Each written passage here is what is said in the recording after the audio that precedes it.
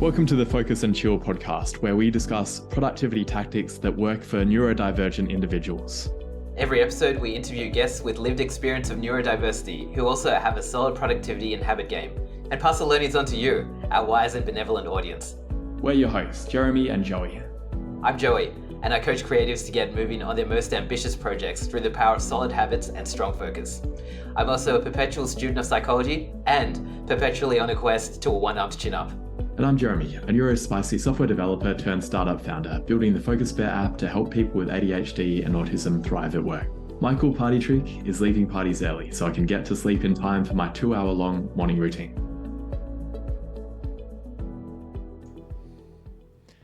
The Focus and Chill podcast is brought to you by Focus Bear, a focus enhancement app for ADHDers. That's adults with both combined autism and ADHD. I'm Jeremy, I'm an ADHDer myself. I'm the founder of Focus Bear and also one of the hosts of this podcast. I built Focus Bear for myself originally because I was constantly getting distracted by my phone and my laptop. I wanted a way to tame my ADHD monkey mind so I'd stop going down rabbit holes and actually get work done, but also get off my computer and my phone in the evening so I'd be able to sleep properly. It's working perfectly for me and it's helping a lot of ADHDs as well. I'd love for you to try it. It's available for Mac, Windows, iOS and Android, and it leverages most of the productivity strategies we talk about on the podcast. You can jump onto focusbear.io or just Google Focus Bear and try it out. Let me know what you think. Welcome to episode number 86 of the Focus and Chill podcast. We're thrilled to be joined by Ana Krajinović. Ana is a linguist, writer, and a comic artist. She is an academic researcher at Tilburg University in the Netherlands, where she works on analysing the structure of comics, supported by linguistic and cognitive theories.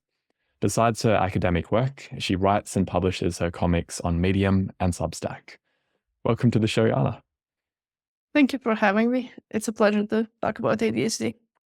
Yeah, really excited to hear you talk about many aspects of it. Could we start by hearing about your journey with being diagnosed?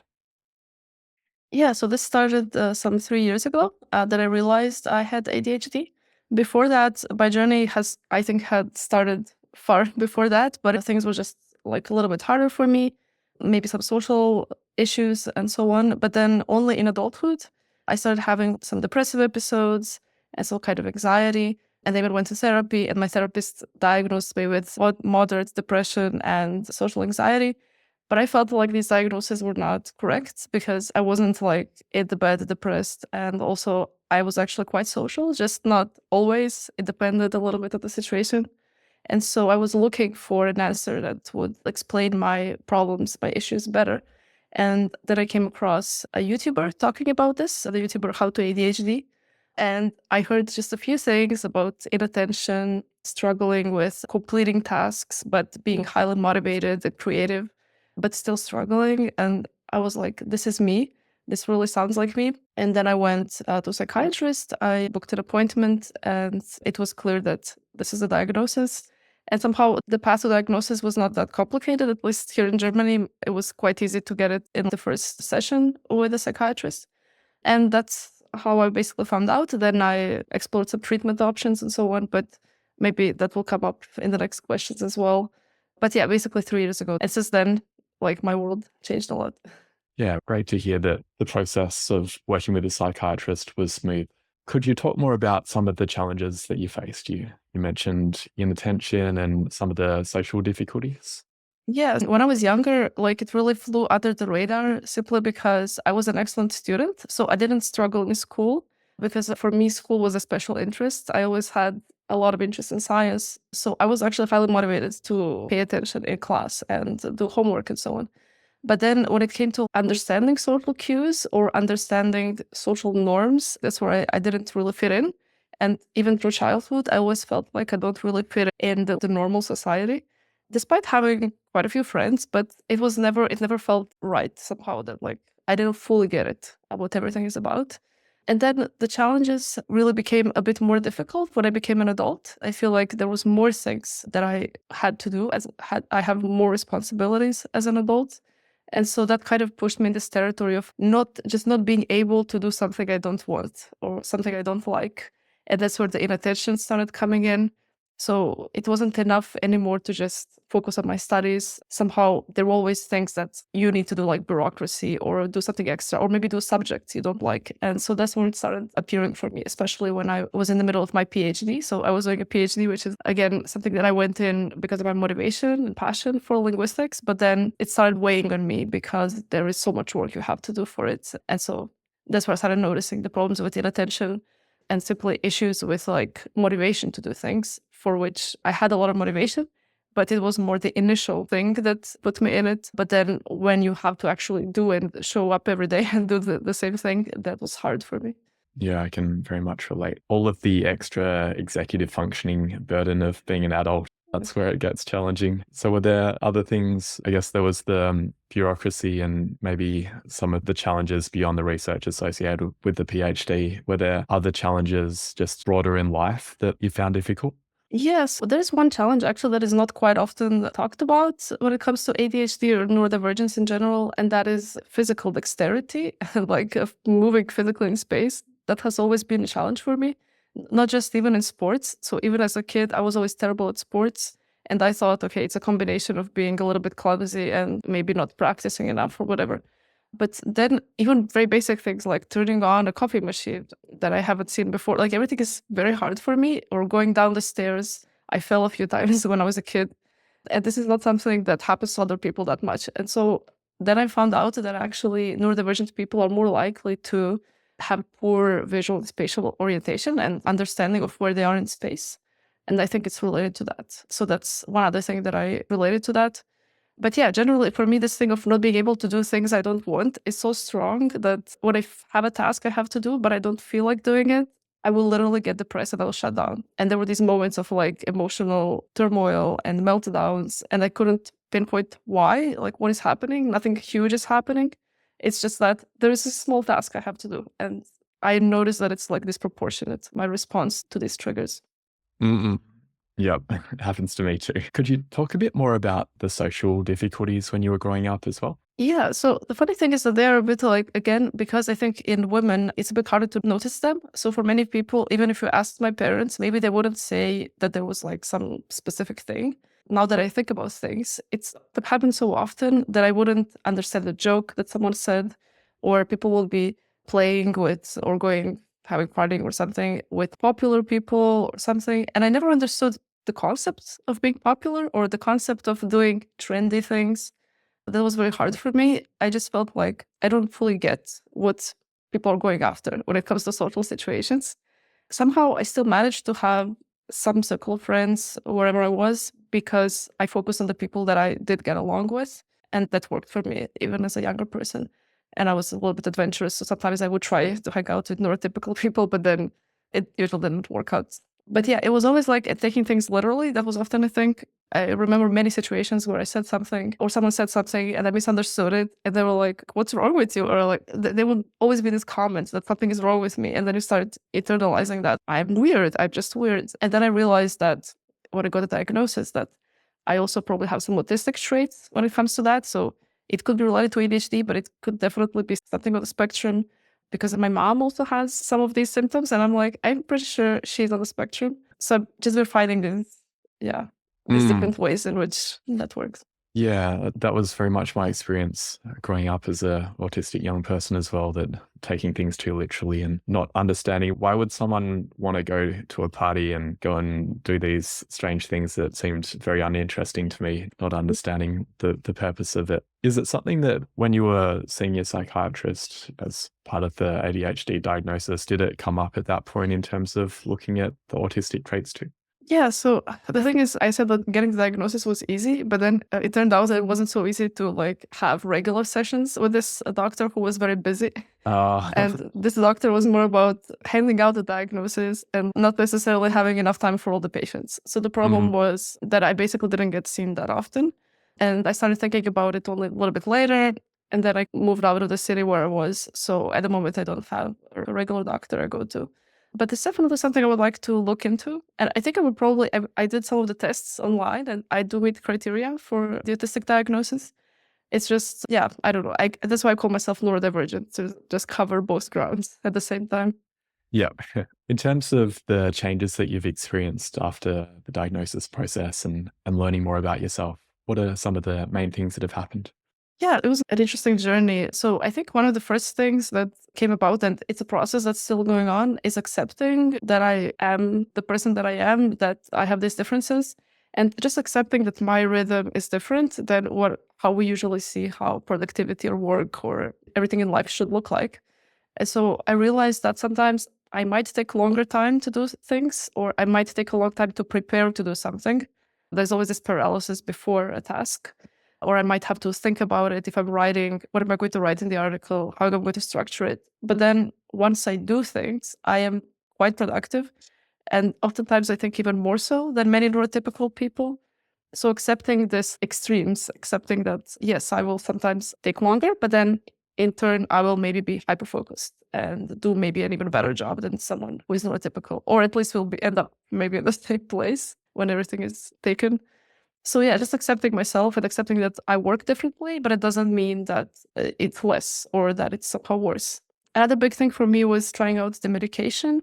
Initially I was a little bit like hesitant, or I wasn't sure if it's a good thing to start, but since I found out I had ADHD, I was like, okay, let's give it a shot. And so I did that for quite a while. I was on stimulants, but somehow first the doses was a bit too high for me. Then I reduced the doses. And then at some point I went on holidays and didn't take it. And I was like, you know what, maybe actually I don't need it. And another reason for this was that the stimulants didn't really cure the depressive episodes for me. And so I didn't feel like they were addressing that part, which was like my biggest problem, the biggest struggle. And then one friend randomly talked to me about her struggles with PMS and so on. And I was saying how my ADHD gets horrible during PMS.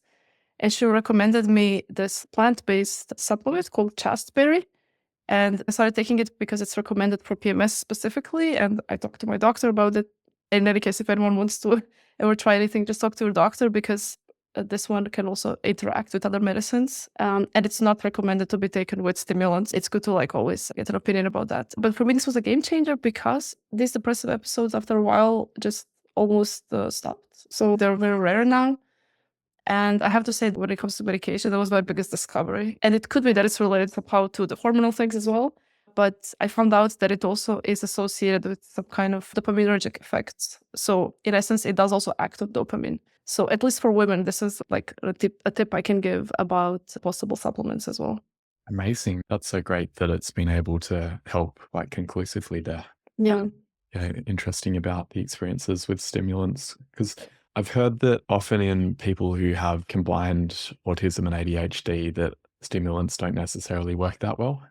And potentially also with the type of work that you do where it is very much aligned with your special interests, maybe it's less about the focus. I'm really keen to hear more about that. Saw some of the notes you put around your productivity tactics, and we'll get into that. Yeah, interesting that the depressive episodes were the main thing that you needed help with, and great that's been able to be sorted out. I think it's similar for me that I have been prescribed stimulants, but I don't take them very often. I mainly am looking for something to help more with the emotional dysregulation that I can get. So in terms of challenges that you still face now, what are some of the things that are still hard? It's still, when I have to do things that I don't want, it's still very hard. So I think no stimulants nor chasteberry can help with that. Because even when I was taking stimulants, one of the main things that I noticed immediately was like, they don't make me do what I need to do. They just make me do whatever I put my attention to. And that is the biggest issue that I don't think anything can fix. And I'm not sure even how to say how I'm addressing this. I'm getting help. So my husband is very helpful. I think he's also neurodivergent, but he's a little bit more neurotypical in some things. So he doesn't mind as much doing, let's say, chores or going shopping or things that I despise. So he helps me out with these more mundane tasks. Yeah, but I still have this huge challenge. It's still a struggle for me to do errands and to go shopping or to go to new places. I have to hype myself up, or there's always this barrier. And it's a bit hard to interact with neurotypical people. It can lead often to some misunderstandings, or depending on the culture as well. I think I work a little bit better in Germany because people are quite direct here, and I'm thankful for that. It's not as common for people to just say things out of politeness. So that's a good thing for me. I can deal with that a little bit better. I had some challenges when I was in Australia where people would just start doing small talk. And I would be like, but why are they asking me all these questions? I would get so exhausted. And after a while, I learned a little bit to say a few more generic things. And so that helped, but it still felt a bit invasive. Yeah. Yeah, that's so interesting that, say, in Australian culture, we would say, "Hi, how are you?" as a greeting, and we don't actually really care what the answer is. Whereas when I was in Germany, I would never get asked that by a cashier or someone when I was out shopping, people that I didn't know. And I actually really liked that. I feel that German culture feels a bit more in tune with the way that I naturally am, but some people might find it impersonal. Yeah, that's funny how some cultures are a little bit more neurodivergent in that sense. Does feel like Germany has a lot of structure to it and a lot of emphasis on being on time, things like that. Yeah, that's true. So then how about the strengths that you're able to lean into more these days? Yeah, so I'm in the mindset of embracing the chaos of my ADHD because it doesn't work any other way. But also because my strength, I think, is like being extremely creative, having this like energy. And when I have the motivation for something, especially something creative, then I pour everything into that. And I realize that many people don't have that. They might have the structure and they might have the discipline to do things every day the same way. But my strength is that I don't do things the same way every day. And I figure out new ways to do things and I have new ideas and so on. And maybe not all the ideas are always going to be extremely productive, but I now try to always explore them and see where they lead. And maybe they'll lead to something new. And so far, I managed to take these strengths and interests that I have and make them into a job. I did things that when I tell people what I do, they're always like, is that really a job? Can you do that? But it turns out you can. Now I'm doing research on comics. I also didn't know that a linguist could do research on comics, but it turns out that if you put your attention in places like that, like I had a hobby, I love comics, I always read comics, I also create comics. So I was on the lookout for things that have to do with that. And when there was a possibility to apply for a job like this in research, I was like, okay, I'll take that. So I think it has worked for me so far. It's just, it can get a bit tiring though, constantly changing routes and going places, but yeah. And that sounds really interesting about the overlap between linguistics and comics. Could you talk a little bit more about that overlap and possibly some specific projects you might be working on at the moment? Yeah, so the connection was also interesting to me. So my supervisor had this idea that linguistic theories can be applied to comics, like the structure of panels and characters and symbolic things that are used in comics. And so what I'm working on right now, and there's the paper that we submitted, and it's kind of in the process of being published, it's about how the characters that are moving in a specific way, they might have lines behind them, like if they're running or jumping or something. So the lines indicate the direction of where the character is going. And we noticed that when you have objects, so not humans or animals, but like objects that are not alive, you use more of those lines, for example. And that means that basically, so my theory here is that we use more lines because we don't expect objects to move. And lines are like telling us, okay, this is a movement here happening. It's not just floating in the air or something. Whereas with humans, we know that they move, they can run, and they can do things. We don't need the lines to tell us that. So I'm sorry, maybe I went too much into detail, but it's basically, yeah. I was just going to say that's really fantastic because like when I think linguistics, I don't necessarily think of like visual linguistics like that. And that seems to be what you're talking about, right? Like how you use symbolism to portray the different things. Exactly. The connection to linguistics is just in the way that we think about structure, because grammar, so my focus has always been on the grammar of languages and like very specific meanings in grammar. And this is like that because we have a very specific meaning of what these lines mean. And they're symbolic, so they're not something that you draw from real life. And because of that symbolism, that's the connection to linguistics then. And that's where my skills come in. That's awesome. When people ask you about whether this is a real job or not, I'd love to know at which point it clicked for you that this is a real job, because I wanted to become a comic book artist when I was younger. And I didn't have the persistence nor the talent to get there. But yeah, I always thought to myself, it'd be great if this could be a job. I'd love to know like when that actually clicked for you. Yeah, I mean, I still feel like I'm cheating a little bit, in how I'm doing things. Or I'm thinking my luck is going to run out. That's a bit how I'm thinking about this. But I've just always been following my interests at the time. When I was doing my bachelor's, I continued to master's. Then after master's, I was like, I want to do a PhD in linguistics because I like that. And I went from Croatia, where I did my bachelor's, to Portugal for a master's. And then I got a PhD position in Berlin. And that turned into a joint PhD with the University of Melbourne. So in a way, this kind of took me, once you open yourself up to, let's say, leaving the place where you live or just accepting the best possible position, it takes you on this journey. And even then, I wasn't thinking of it. So a PhD position is a paid job. And it only clicked to me when I started actually getting the salary. I was like, okay, this is a job. This is not just studying, but you're actually paid to do it. And now as a postdoc, so a postdoctoral researcher, it still feels a little bit like you're still somewhat of a junior. So I still feel like my luck might run out. I don't know. I'm not sure. But yeah, it's definitely, I know that I can't do anything. I have to be deeply interested in whatever I do. Yeah, and that's really cool that you've been able to craft your career around your interests. When you're not working, what do you like to get up to? That's an interesting question. I was thinking about that because basically I eventually turn all my hobbies into my work somehow. And that's what I'm trying to do now with comics, which are definitely my hobby. I don't have training as an artist, but now I'm going to comic conventions. I self-published my first comic ever. So I take everything very seriously. But okay, there are some hobbies where they're still hobbies and I'm not trying to turn them into work. And for now, that's yoga. Also needed for physical activity, and also Lego collecting. That's another big one, which I even tried to, there was a point where I was doing a lot of Lego photography and I was thinking, maybe I could even be a Lego YouTuber or a Lego photographer. But then I was like, no, it's okay. This will stay a hobby. Yeah, it's so hard avoiding it turning into something that then becomes a bit more consuming. But it's nice to be able to do those things without necessarily having any purpose behind it, and being able to have it something that you can retreat to if work is feeling overwhelming. How do you mix it up in terms of how much time you spend on your hobbies versus your work? Yeah, that is a hard one because now that's the thing about comics. I saw it before as my hobby and now I see it more, I have to do this because there's some deadline for something, and it's a bit hard to navigate that because you do feel like once it is work, it does start taking it's not so satisfying anymore once you have to do it, right? But so how do I do it? I don't know. I think like I like to relax in the evenings. So I make sure that there's some kind of I also have a very flexible work schedule. So I don't always have to go to work. I do a lot of home office. So I try to make the day dynamic. Maybe do some yoga in the morning, then work, then maybe do something on comics. And then in the evening, maybe just switch off completely and watch movies or do Lego or something or go see my friends.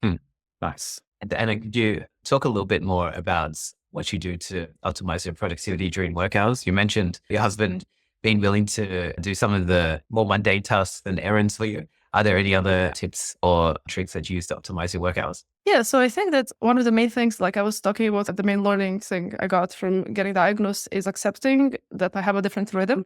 So I think one important thing for me is to start the workday with something that I am motivated to do. Because if I start immediately with a task that I just don't want to do, I will just get depressed and then I won't do anything for the rest of the day. So I learned that even if maybe there is something a little bit urgent that day, I should start first with a task that I actually want to do. And then maybe I will be in a good mood and hopefully we'll get to that thing that I don't feel like doing. So that's my main thing about productivity.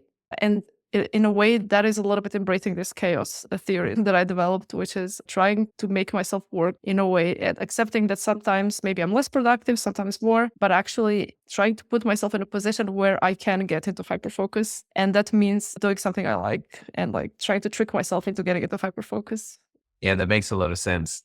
And you mentioned some productivity advice that a lot of people try to apply that doesn't work for you. So for example, there's that eat the frog type productivity advice, which is do the thing that you don't want to do in the morning, but that doesn't work for you. And also some people say don't turn your hobbies into work, but here you are, playing around with your work like their hobbies and it's really working for you as well. Are there any other pieces of productivity advice that you don't find helpful? Yeah, so schedules never really worked out for me. And I was always so frustrated about that because I would just see the schedule and be so miserable at the end of the day because I didn't do the things that I wanted. And there's several issues with that. So also because if I would make a schedule, I would never finish the task, especially in science or in creative things. You often don't actually finish the thing you're set out to do. If you're writing a comic, it can take a long time and so on. So that's also one of the reasons why it didn't work. But the other is this, because I have ADHD and that I wouldn't actually do the thing that I put. So I have a very flexible schedule. I still write what I need to do more or less. And I even put in my calendar to get a reminder.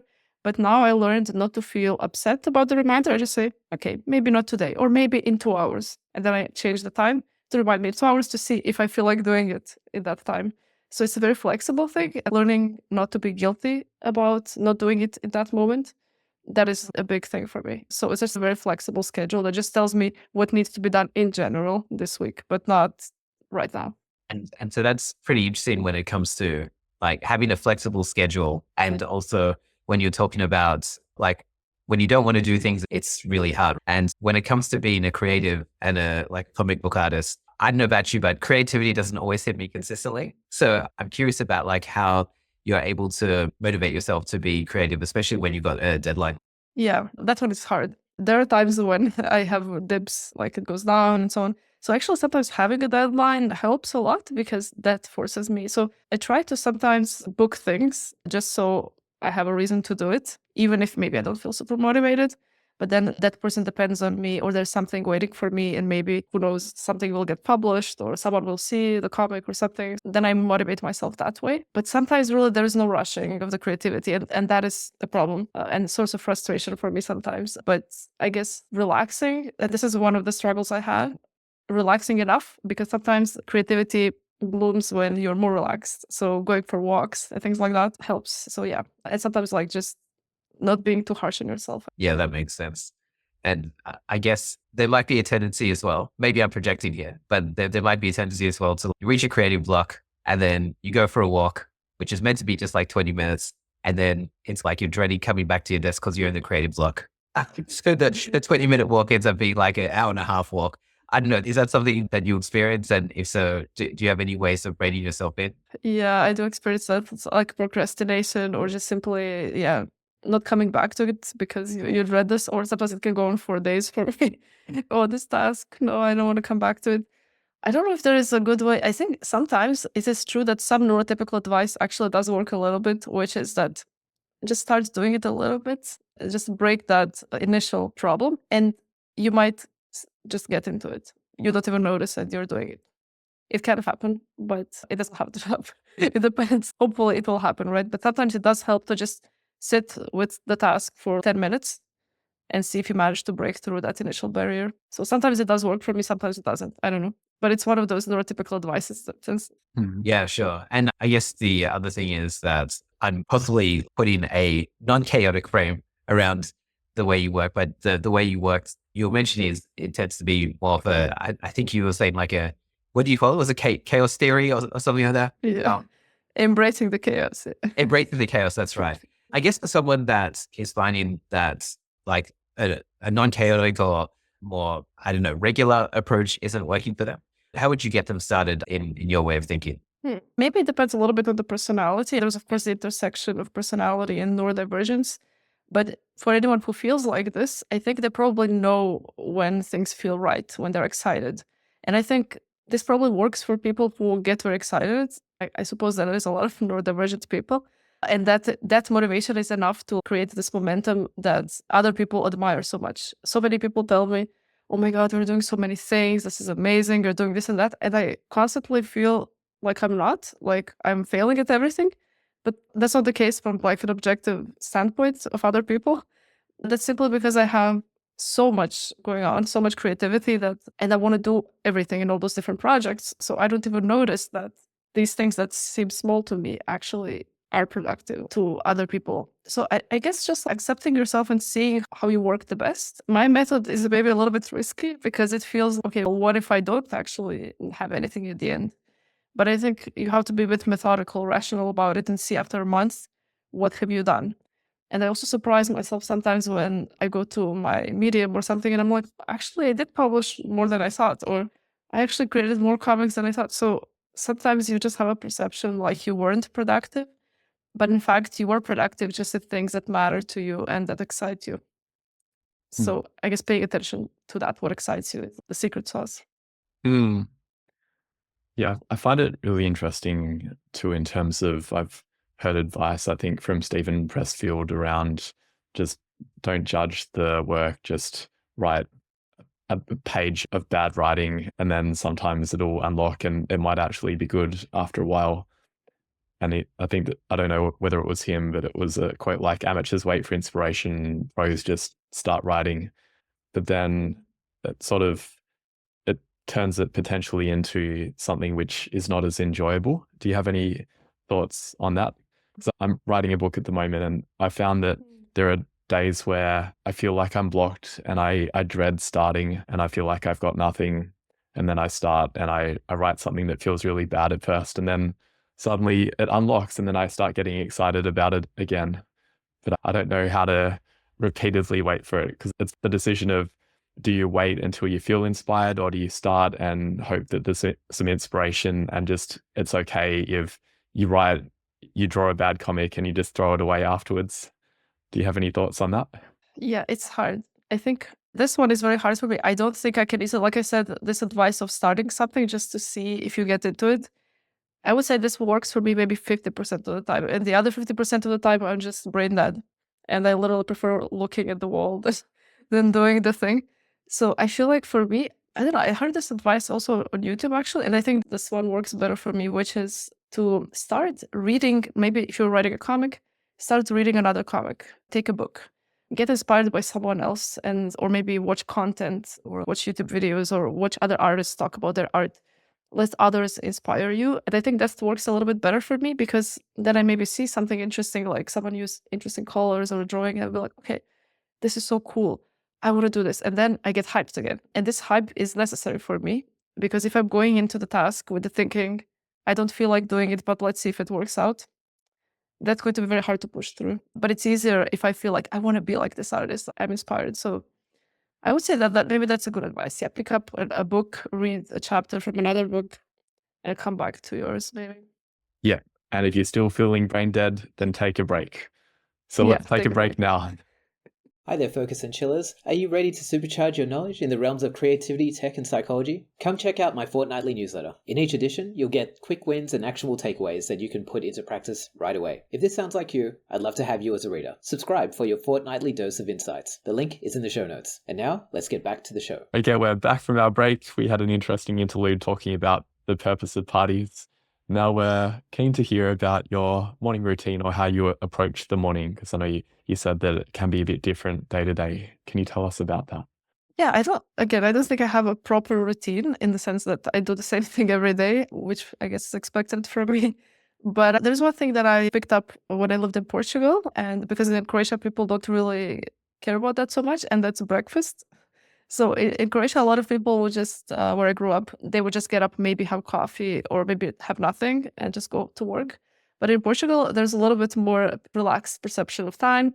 And then I started having this longer breakfast in the morning, taking my time in the morning and having coffee, chatting with my husband. And that kind of stayed for us as a morning routine. And I think it's really important because we like talk. I start talking about whatever I'm thinking, like my brain starts speeding. And so I wake myself up with my talking about random topics.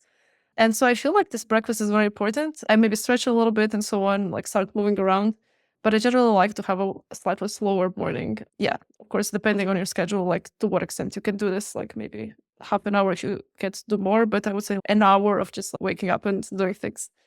And then maybe doing some yoga, but I would say like maybe 1 or 2 hours after the breakfast, I would maybe do some light work and then maybe stretch a bit or do some yoga. So that would be kind of what I do in the morning. Sounds like a lovely way to start the day.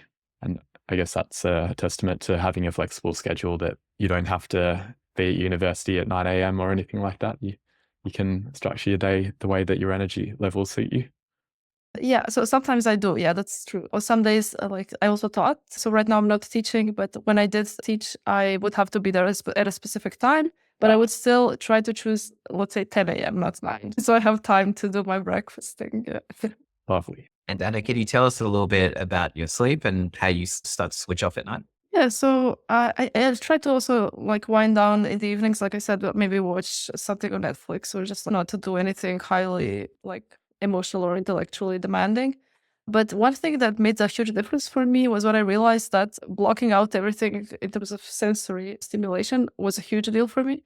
So I realized that I'm actually a very light sleeper. I wake up with the tiniest noises and a little bit of light. So I started putting a sleeping mask, and I now wear earplugs, even though I'm in a quiet neighborhood. Even if my husband goes to pee, now I don't hear anything and I don't wake up and I sleep much better. So it's a very simple solution, but it really improved my quality of sleep. And I actually live in a fairly busy neighborhood. And so it's quite noisy and stuff. And so I sleep with a white noise. So I sleep with constant noise. And I find when I go to my parents' place, they live in a quiet street in a quiet suburb. And I actually find it more difficult to sleep there because the silence is, you hear everything. So sometimes like when it's quiet, it's an amplification of any sound that happens. I'm not sure if you find that as well. Yeah, that's true. Because I guess for me, if I had to choose between the white noise or completely quiet, and then, I don't know, maybe you hear like a bird or something, that is worse, definitely. But that is why now with earplugs, like that solves all the problems with wherever I am, I guess. I might have to try that because I live on a quiet street but near a train line. I don't normally wake up when the train goes past because it still toots up until midnight and I go to bed at 9:30. But maybe it's subtly interfering with my sleep. So I might have to get some earplugs. Yeah, you can check like if you're actually waking up during the night, it might actually be the case. Yeah. Yeah. Do you use a certain type of earplug? Are they the squishy ones that you put in or what type? Yeah, they're like, I don't know what they're made of, but yeah, you can press them and mold them to fit your ear well, and then they expand a little bit. Oh, yeah. Okay. Well, it's been really good talking with you. If people want to look at your comics or follow your work, where's the best place for them to find you online? Yeah, so if you're interested in my writing, so I always combine writing and comics. I do that on Medium and Substack. And on Medium, you can find me under my name, and on Substack, Anna's Comics. Also on Instagram, Ana Comics, so without the S. And you can also go to my website. It's just my name, anakrajinović.com. And we'll have all of those links in the show notes. Thank you. And it's been wonderful having you on. Do you have any final words or asks for our audience?